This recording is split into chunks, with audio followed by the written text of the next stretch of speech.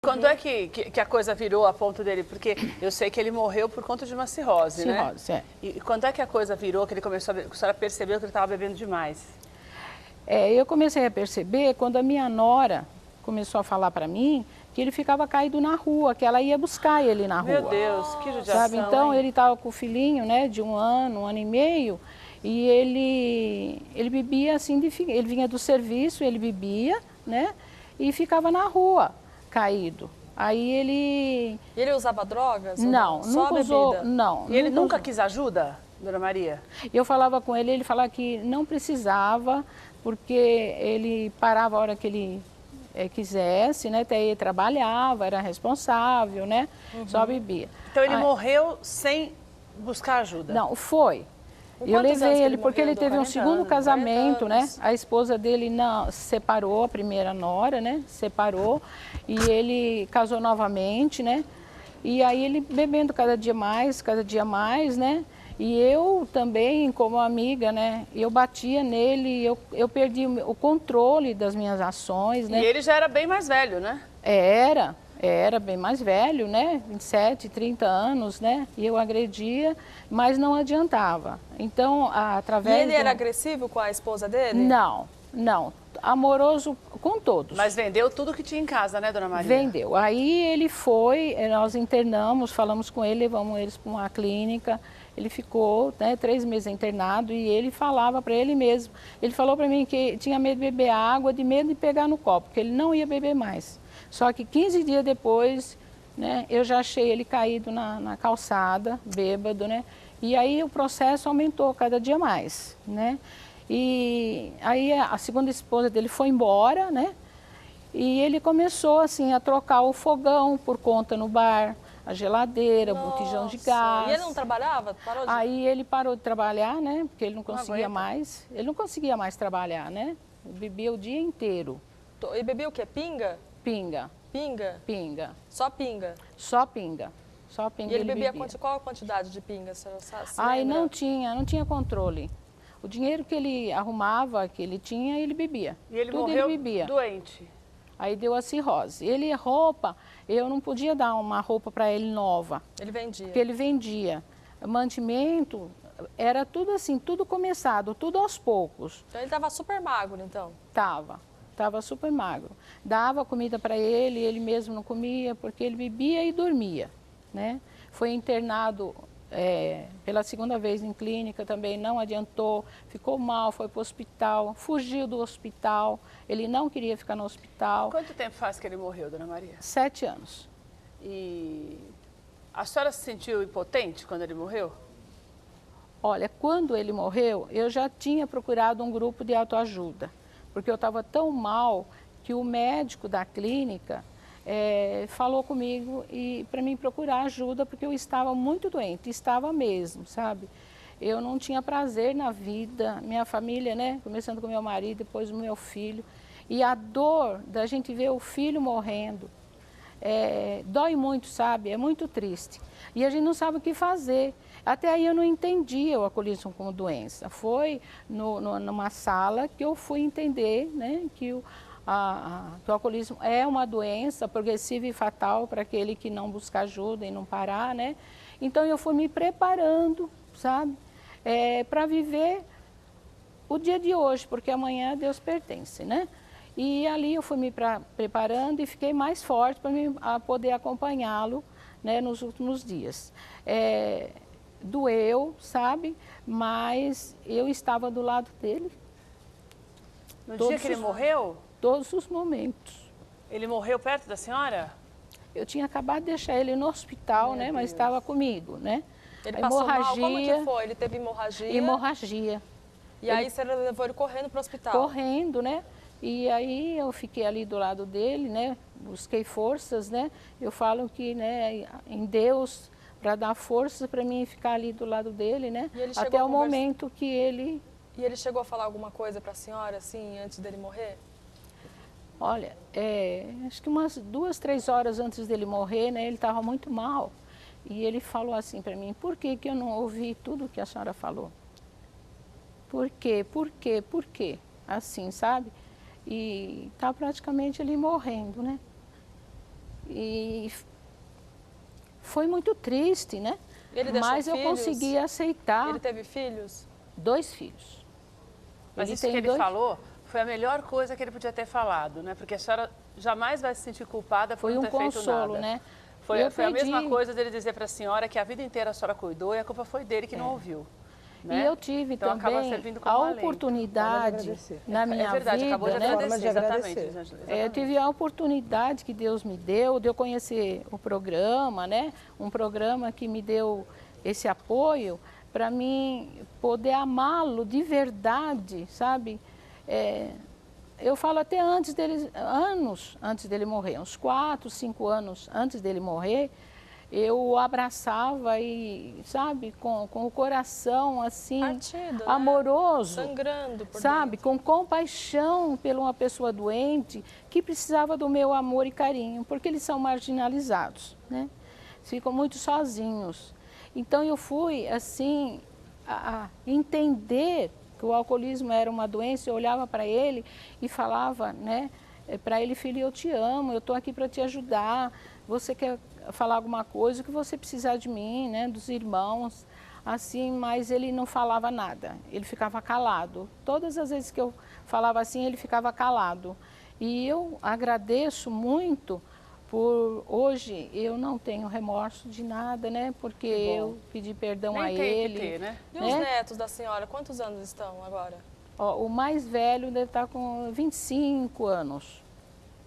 O mais novo tem 14, que é um de cada esposa, né? Meus netos. Mas assim, a gente conversa, eu converso muito com eles sobre o problema da bebida, né?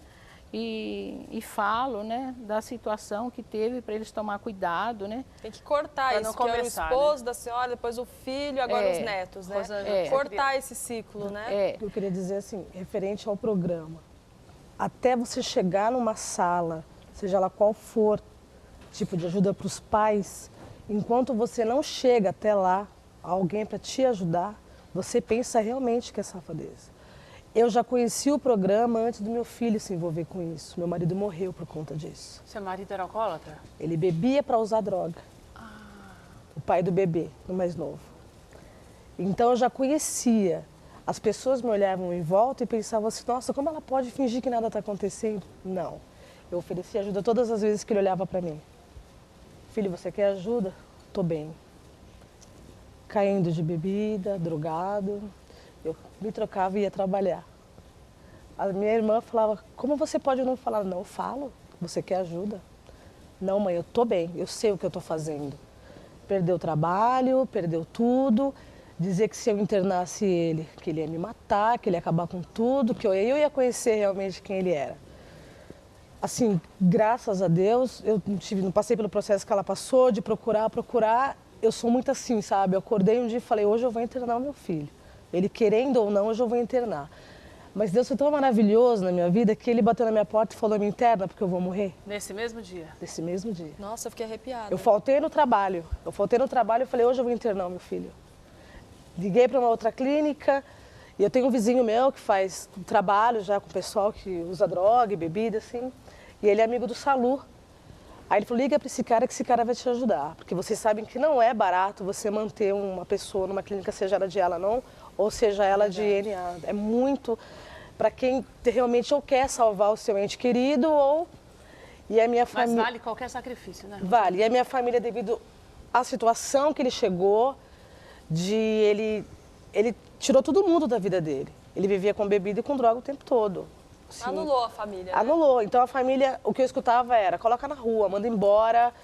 Eu falei: não, deixa que na hora certa eu sei o que eu vou fazer, porque eu sou a mãe dele, ele saiu de mim. Safadeza, isso, Acha né? as pessoas, marginalização total. Caio, por que você pensou? O que veio na sua cabeça que te Deixou emocionado, né? triste agora? Pelo fato da minha mãe, né? Ela me criou sozinha. Pelo fato da minha mãe estar dormindo agora, para mim é muito gratificante estar internado. As pessoas da clínica, elas são as pessoas de Deus, cara. Pelo fato de elas te mexem com você, porque você não tinha contato com o seu poder superior, com Deus, né? E hoje eu venho tendo meu contato com Deus. E eu vejo que a minha mãe é tudo para mim hoje. Minha mãe, meu avô, Eu fico muito feliz de saber que minha mãe tá dormindo, né? Porque quando você estava lá, Não dormia. Pô, imagina. Nós já faziam 3 anos que eu não dormia. Eu estava contando pro Salô agora que depois de... A gente fica tão doente, daí a importância de procurar ajuda. A gente fica tão doente que uma semana depois que eu internei ele pediu. Uma semana me ligaram da clínica e ele falou, ou ela vem me buscar ou eu vou embora. Tamanha vontade dele de usar e de beber. Aí eles falaram assim, só que é o seguinte, Rô, ou você leva ele para contenção, esse menino vai morrer. Aí eu falei, fala para ele esperar que eu tô arrumando um carro para buscar ele, porque eu moro aqui na Zona Norte, a clínica lá é em Mariporã. A própria clínica já me auxiliou a arrumar uma outra clínica que é na contenção, que eles trancam para não sair. Porque a do Salô é uma clínica terapêutica, não usa medicamento. Porque a maioria das clínicas hoje não é nem permitido que você... A pessoa tem o direito de optar, né? Tem, então, e essa daí não, é uma de contenção. Pararam o carro e levaram ele à força. Ele ficou louco comigo, porque ele achou que eu nunca fosse ter coragem. Porque eu ameacei muito, falei, vou te internar, vou te internar, vou te internar, e ele não acreditou. Ainda assim, ele falou, fala para ela nem vir me visitar, que se ela vier aqui eu vou matar ela. Eu falei, não vai matar, não, ele vai agradecer. E hoje ele me agradece. Então dá um abraço nele. Caio, você já deve ter aprendido isso na clínica, mas você já tem consciência de que você nunca vai estar bem o suficiente para beber socialmente? Você nunca mais pode beber? Você já tem essa consciência? Tenho, mas aqui vem ensinando para nós na clínica que o programa é só por hoje, né? O dia de amanhã não me pertence, só pertence a Deus. Só posso ver hoje eu, Caio, dia de hoje. Amanhã não me pertence. Só por hoje eu não vou usar mais droga, nem beber, não vou usar nenhuma substância que altere minha mente e meu humor. Só por hoje. Então, Caio, eu já quero que você já dê o serviço da clínica já. Você sabe o telefone de lá, tudo direitinho? Sei. Para quem precisa de ajuda? Bom, telefone para contato é 4419-0822. 4419-0822. E eu queria que você deixasse um recado para a pessoa não perder tempo. Bom, para quem estiver passando por esse problema e acha que não precisa de ajuda, como você dizia para sua mãe, eu sei o que eu estou fazendo, quem acha que sabe o que está fazendo, eu queria que você falasse para essa pessoa que acha que sabe o que está fazendo. Bom, galera que está em casa, né? Quem está de mente aberta hoje, peça ajuda, porque a ajuda nunca é tarde. É tarde você morrer e não pedir ajuda, mas você estar vivo, tentando pedir ajuda e tendo mente aberta para se recuperar, nunca é tarde. Tem jeito, né? Tem jeito. Jean, continua voltando que funciona. Deixa você também o recado para quem acha que não precisa de ajuda, mesmo Precisando, bebendo de cair. né? Mesmo bebendo de cair. Aquele que acha que não precisa, como é o primeiro passo do nosso tratamento, é pedir ajuda, peça ajuda, se renda, admita que você é impotente perante o álcool e perante as drogas, e pedindo ajuda, com certeza você vai ter uma vida muito melhor e vai conseguir viver uma vida, entre aspas, normal, com muita felicidade e sóbrio. Certo. Obrigada, Os meninos tão bonitos, gente, é um desperdício, né? Então vocês tomem o juízo, viu? Que eu quero ver vocês, liberado disso, sabe? Se cuidem mesmo, porque a mãe de vocês, sabe? Elas amam vocês, sabe? Elas cuidam de vocês, elas te colocaram no mundo. E amor de mãe não tem um amor tão incondicional, um amor tão verdadeiro. Eu queria falar só uma coisa para as mães. Internar o seu filho é um ato de amor, não é um ato. Se você perceber que ele não está conseguindo, não vai conseguir. Internar o filho é um ato de amor. Eu fiz isso o tempo todo e disse para ele, eu estou fazendo isso porque eu te amo, única e exclusivamente por isso, porque eu te amo. E amor de mãe é incondicional e vai até o limite. Cláudia. Certo. É o que ela disse mesmo. E mesmo ele pedindo ajuda, e se ele não pedir ajuda, vai você, mãe, atrás da ajuda para o seu filho. Vai atrás, leve a força, porque hoje ele vai gritar e vai falar que te odeia. Amanhã ele vai dizer que te ama. E vai te agradecer. E vai te agradecer. Muito. Como foi no caso da Maria, né? Peça ajuda, sabe? Procura lugares, vai no computador, fuce, porque eu descobri tudo sozinha no computador. Sabe? Eu fui fuçando. Até encontrar o caminho. Até encontrar um caminho, uma solução. Cláudia, obrigada. Rosângela, Dona Maria, eu quero agradecer vocês. Vocês são um exemplo e que você que está em casa possa assimilar tudo que foi falado aqui hoje. Você que passa por esse problema e muitas vezes não quer admitir. Você que é mãe e está sem saber o que fazer. tenho que fazer, mesmo que doa, porque dói na hora, mas depois você vai ver o seu filho muito melhor. Dona Maria, a senhora não teve a oportunidade de ver, mas eu sei que a senhora também é um exemplo para todas as pessoas que ainda convivem hoje com a senhora, porque eu sei que a senhora ajuda muitas mães a se recuperarem, porque a sua parte a senhora fez, né?